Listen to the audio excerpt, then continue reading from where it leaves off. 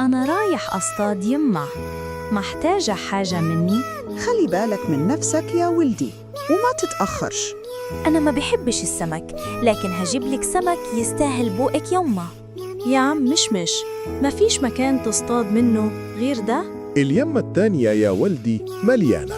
الله، السمك شكله حلو قوي، شوية سمك تاكلي صوابعك وراهم يمه. الصنارة مالها كده؟ يا لهوي، إيه اللي بيتنفس ورايا ده؟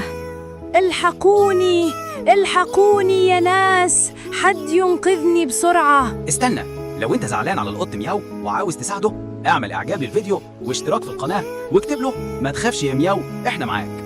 يا خرابي، أنا لازم أنقذ الولد. أنا لازم أفرش الشبكة دي على الأرض بسرعة. ما تخافش يا ولا، أنا كمشتها خلاص. بتعيط ليه يا ولا؟ ما خلاص. عشان أمي كان نفسها في سمك. خد يا ولا، ادي السمك ده لماما عشان تفرحها.